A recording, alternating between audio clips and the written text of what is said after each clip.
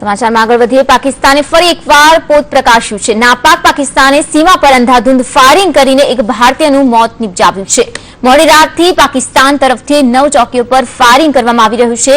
Pakistan Rangers દ્વારા mortar shell પણ છોડવામાં આવી રહ્યા છે। બીએસએફ પણ પાકિસ્તાનને વળતો જવાબ આપી રહ્યું છે। ઉલ્લેખનીય છે કે ભારત પાકિસ્તાન વચ્ચે સંબંધો તંગ બની રહ્યા છે તેવા સમયે પાકિસ્તાન દ્વારા ફરી એકવાર યુદ્ધ વિરામનું ઉલ્લંઘન કરાયું છે। તો ફાયરિંગમાં એકનું મોત થયું છે, સાથે સાથે 2 વ્યક્તિઓ ઘાયલ થયા હોવાના પણ અહેવાલ છે। ત્યારે ભારતીય જવાનો દ્વારા પણ તેનો વળતો જવાબ આપવામાં આવી રહ્યો છે। ભારત તરફના વલણને લઈને પાકિસ્તાને પોતાના રાષ્ટ્રીય સુરક્ષા સલાહકારની પણ બદલી કરી નાખી છે। તેમણે સરતાજ અઝીઝના રાષ્ટ્રીય સુરક્ષા સલાહકાર પદથી હટાવવાનો આદેશ આપ્યો છે।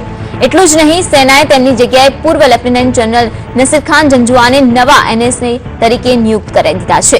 તો ભારત પર જાણે કે પોતાનો દબદબો બતાવવા જતું હોય તેમ આ વખતે તો પાકિસ્તાને પોતાની પરમાણુ હથિયાર અંગેની ચીમકી આડકતરી રીતે ભારતને આપી છે।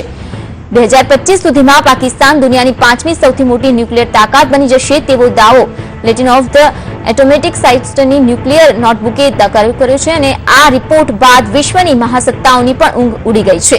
સાથે જ અગાઉ પણ પરમાણુ હથિયાર અંગે ભારતને ગર્ભિત ધમકી આપતા જણાવ્યું હતું કે અમારું પરમાણુ કાર્યક્રમ કોઈપણ પ્રકારના ભારતીય આક્રમણને પ્રારંભ પહેલા જ અટકાવી દેવા માટે તૈયાર હોવાનો ઉલ્લેખ કર્યો છે।